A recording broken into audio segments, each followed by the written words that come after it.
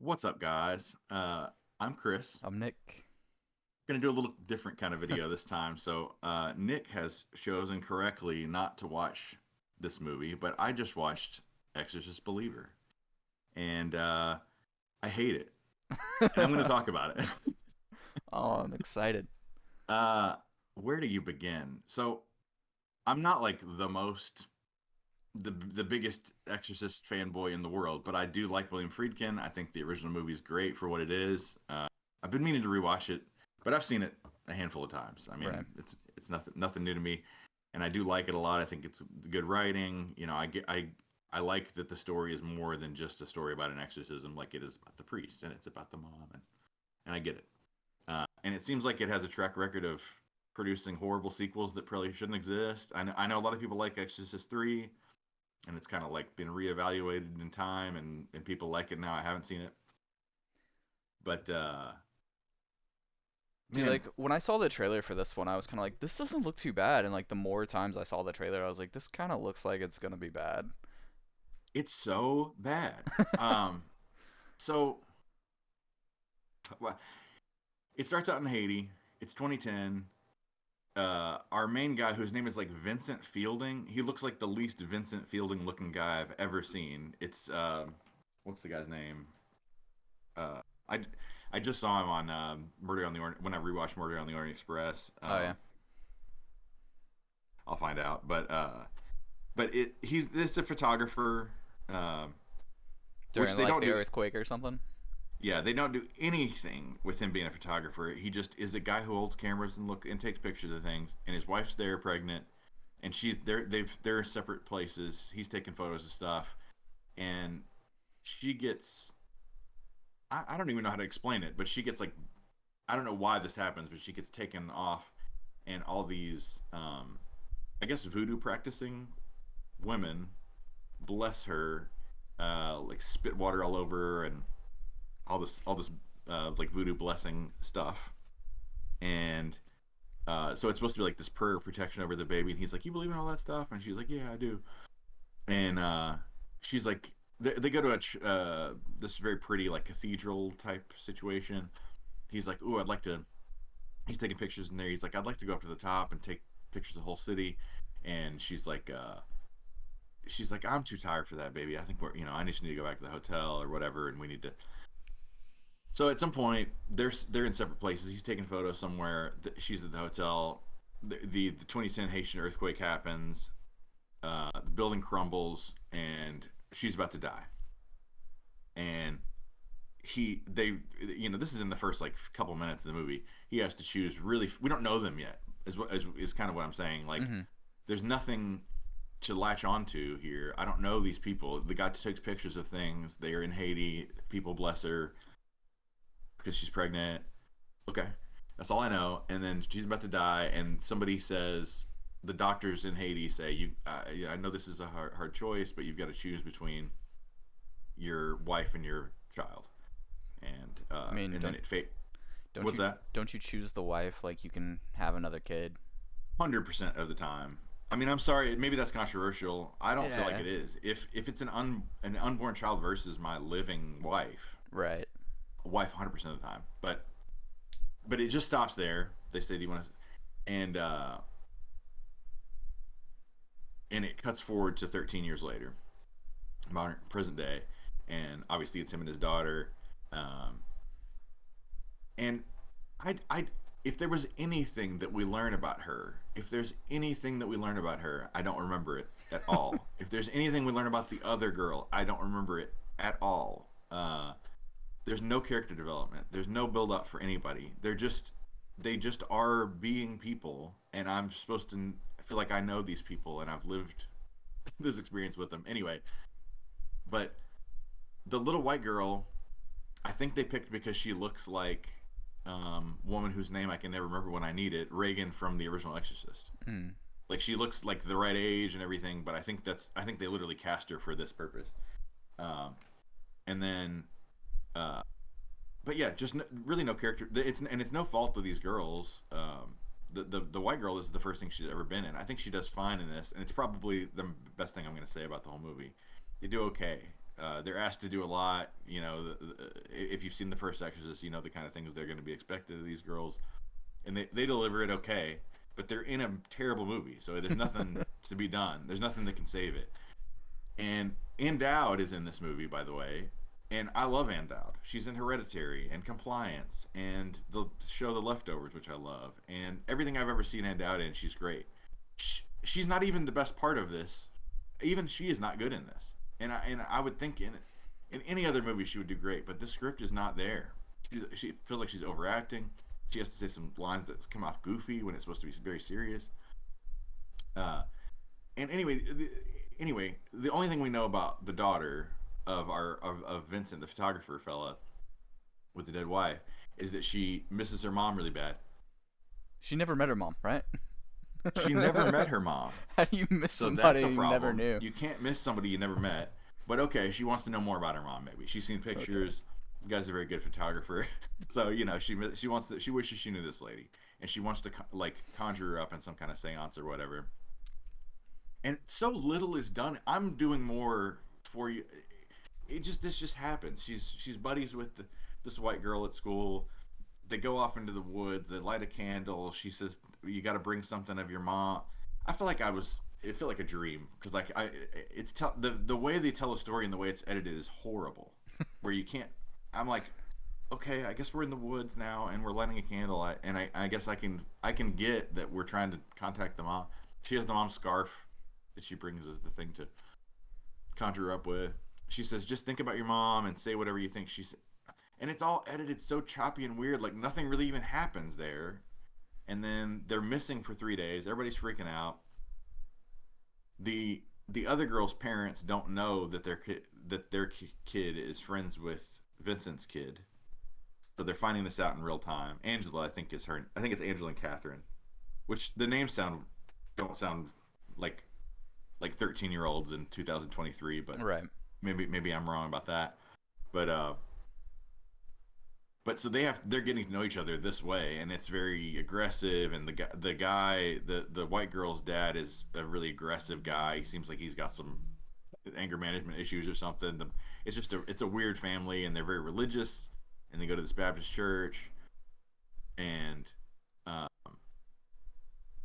anyway, the girls are missing for 3 days. Everybody's freaking out, and when they find them again, they're not the same. And man, the movie writes itself. I mean, you know what's happened. They got possessed. And the 3 day thing, I thought, yeah, I almost thought, I don't know what went through my head. I almost thought that's almost a little clever because they're just kind of winking at you like 3 days. They were gone 3 days, like Jesus was dead 3 days and he came Oh. back, and it's like winking at there's a lot of like with exorcism movies. There's a lot of winking at like reversing the Christ story in one way or Right. another. And so this did that. And I was like, that, I almost, if I talk about this movie, I got to give it a little credit there. And then 15 minutes later, the mom of the little girl says, you know, you know where Jesus was for 3 days? In hell fighting for our salvation. And, that's how long our girls were missing. And I'm like, it just knocked the wind out of me. I'm like, you handed me the easiest thing. There's more than one time. There's like something else too where Ann Dowd's character walks into a room and she's like, "Oh," and somebody goes, "It smells worse now." And I was like, yeah, you guys said that with the visual storytelling, and then you still had to say it. You can't. You got to hold our hand through this whole movie. Like, man, these. I expected somebody to pop up and be like, "No, what's happening now is these two girls are possessed, and we're gonna have to exorcise the demons out of them." Like, I get how the movie's gonna go, and so yeah, both the girls are possessed. There's that whole scene that you've seen 1,000 times in the trailer, the body in the blood, the body in the blood, and it's not scary, it's not intimidating. Uh, it lost its weight in just seeing the trailer multiple times, and watching her just say it over and over and over and over and over again in the movie is doesn't do anything for anybody. Um, it's not scary. They look kind of like Reagan in the first Exorcist movie. It's like they keep cutting back to him, and I'm waiting for what's gonna. Nothing's really happening. They're just very possessed. They sure are very possessed, and it's crazy how possessed they are. They can. Oh man, she's under the bed. Oh, terrifying stuff. She can get closer to the window fastly. It doesn't take her very long to get from the bed to the window. That's crazy stuff. Satan's involved in this. And so the big giveaway for the first person that's like, I'm sure they're possessed, is Ann Dowd's character. And she's like, the way she knows this is um, Vincent's daughter says, and by the way, splitting it into two girls makes it so you can't tell a complete story about either. You got to split the time between the two girls so you can't feel equal sympathy for both of them, and it just doesn't work. There's too much splitting up here and too much, and it's way too long of a movie anyway. But it needed to be, they didn't fit any storytelling into it. It's just like, but and it. By the way, I got to say this too. It feels like this almost feels like Christian propaganda or something. Like it almost Really? feels like a Christian, like God's not dead or something like that. And that's if that's what you like and that's what you want to watch, that's fine. This certainly isn't that though. Like I know who was behind making this movie, but it's weird that it comes off like that. Like it's almost like you just have to see it to know what I mean. But there's a lot of points throughout where you're like, is this trying to get? But it's like softly religious propaganda. So it's like very negative about the atheist guy who is Vincent, and like you're that's very stupid, you know.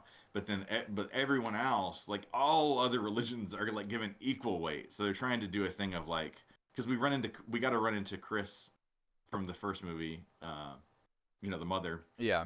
in the first movie. Uh, I'm forgetting her name right now, but very famous lady. Let me look it up because it's killing me. Ellen Burstyn. So they get Ellen Burstyn back, and she famously now, before this movie even came out, it was revealed that she desperately did not want anything to do with this movie. And they offered her more money, and she said no. They doubled it, she said no. They tripled it, she said no. They offered her more money than she's ever been offered for any role in history, and she said no. And the only time she said yes was when they offered to like completely fund this charity or something.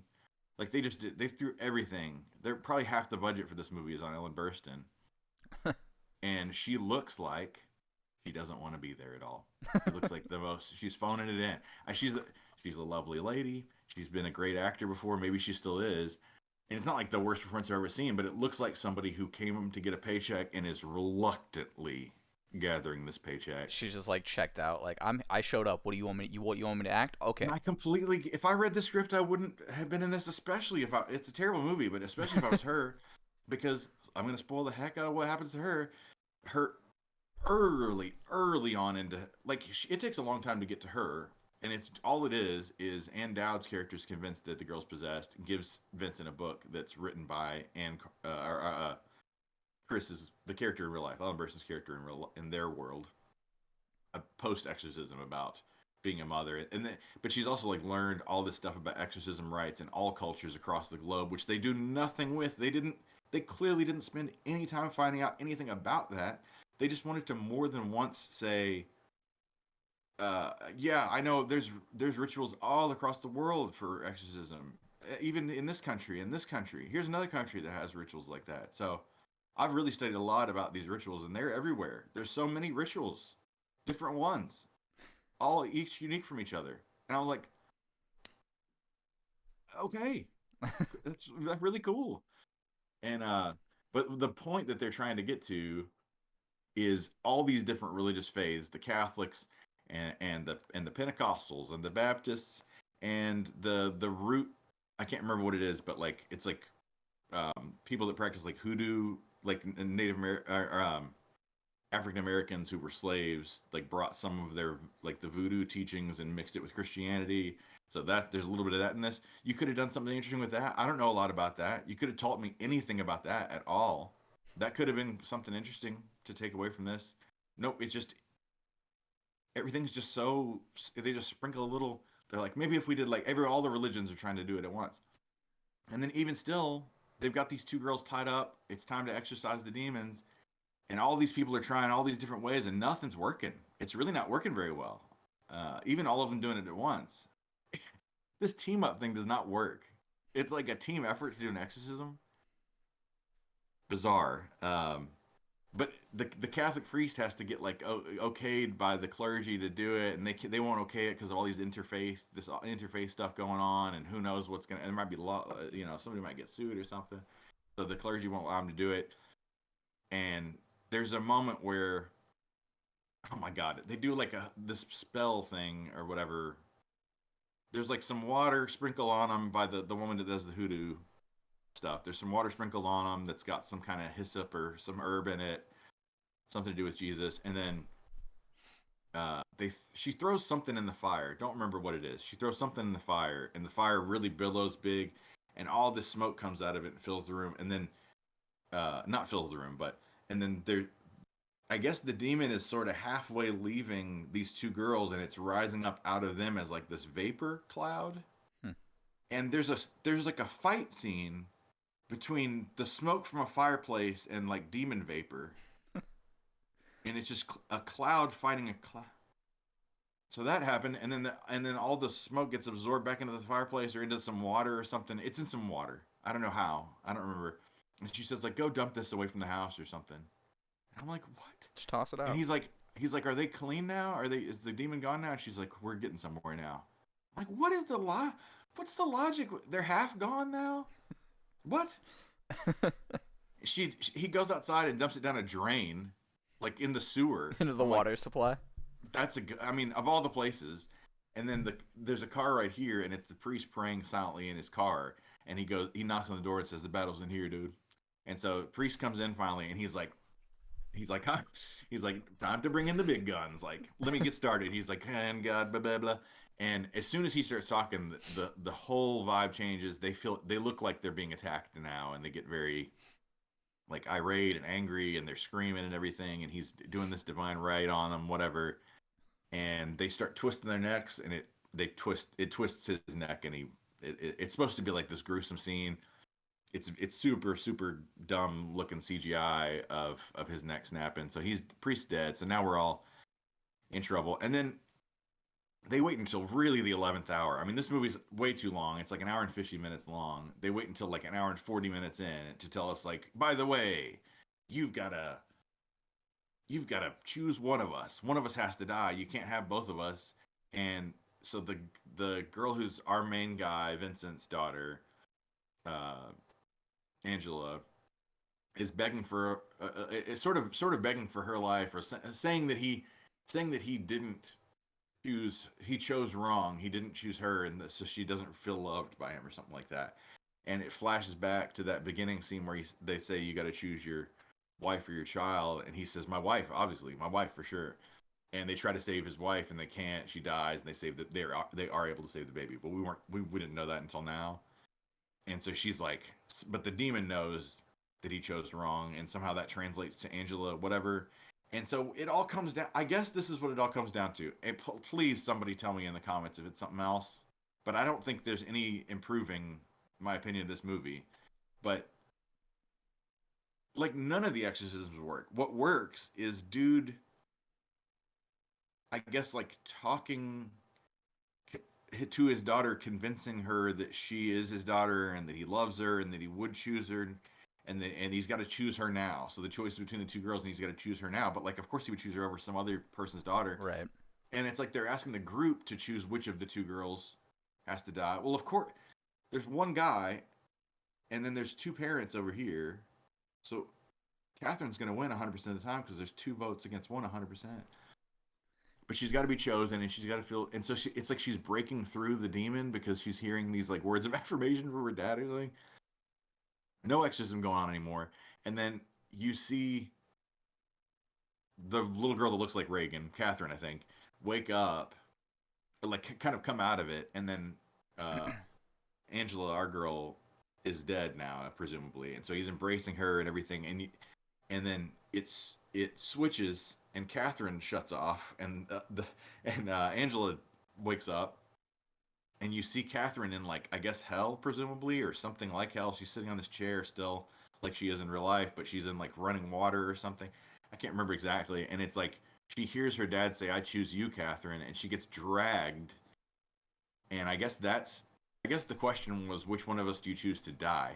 And so him saying, "I choose you, Catherine," killed his daughter. So it switches back, Vincent's daughter's alive.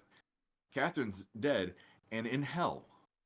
And that's the like that's essentially the end of the movie. There's no like, no, I'm just kidding. They both do survive and they're both fine. No, no, no. She's dead and in hell forever. But the other girl lives, so like, what difference does it make, right? I mean, I know bleak ending doesn't mean it's a bad movie, but like, what am I supposed to do with that ending? The one girl made it. The other girl is just dead and in hell forever, being tortured. Well, I'm Okay, happy I skipped this one. It sounds like dog shit. nobody's better off than they were at the beginning. I guess we're supposed to think that the girl feels more loved. I'm sick of the dead parent trope to death. Sick to death of the dead parent trope. Every movie has to have a dead parent. No kids have two. There's no kids in real life that have two parents ever. Right. They have to be. One of them has to be dead. Uh, boy, oh boy. Uh, there's a scene where when we first see Ellen Burstyn's character, it's like deep fake. It's deep fake young Ellen Burstyn over like produced to make it look old, and then deep fake Ellen Burstyn's voice. So like Hmm. they took like made up like young Ellen Burstyn's voice and all of it's whole cloth made up, and it looks like it. It looks like a Tom Hanks toothpaste commercial. Like it looks like AI deep fake stuff. Terrible. And then oh, and the thing that happens with her is like she's on the screen for like 7 minutes without before this happens.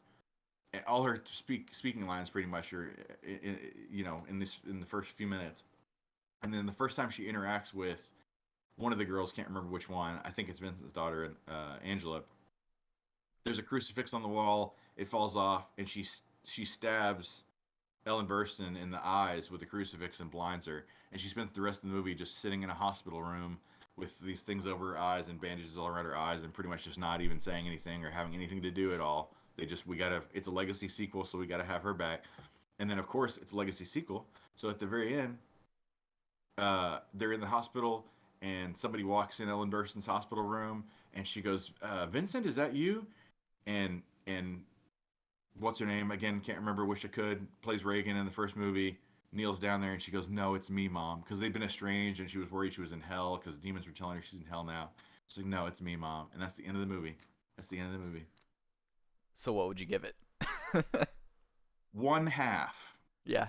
One half is generous. It only gets a half because some of the acting in here is acceptable, but I would rather see any of these people in another movie. There's not enough positive to say at all. I mean, it's not even to compliment the cinematography is to say like it was in focus from beginning to end. They didn't have any shots that were out of focus. Like Man. there's just nothing. There's nothing positive here. I hate it. I This is really rounding out my worst of the year list because I was worried there wasn't enough to talk about negatively, Right. but I have a worst of the year list now. Certainly, it might just be a list of one because this makes the Pope's Exorcist that I already hated earlier this year really look great. I almost want to rewatch the Pope's Exorcist to get the taste out of my mouth. Man. That's Hate pretty it. bad. I'm glad I Don't didn't watch it. see this. Yeah. Yeah, yeah, skip it. Anyway, there's that. I had to get it out of my system. Right. Yeah, Hopefully for sure. somebody will get something out of that. Don't watch it. God. Uh, yeah, but so we have depending on how these get released, we have sort of a surprise review, like last minute review coming up very soon called When Evil Lurks. I want to say Where Evil I Lurks, I do too. but When Evil Lurks. Just found out about this, heard a bunch of buzz, don't know anything about the plot, don't want to know, going in blind, but like surprise little extra video for the week. So look forward to that. If you haven't seen it, if it's in the theater near you, check it out. Maybe we can talk about it. But yeah, until next time, guys. Hit like below as always. Hit subscribe. Comment below what you thought about this movie, certainly, or maybe about the Exorcist franchise before this. Because don't watch this movie, please don't. But yeah, we'll see you in the next one, guys. See Thanks. ya.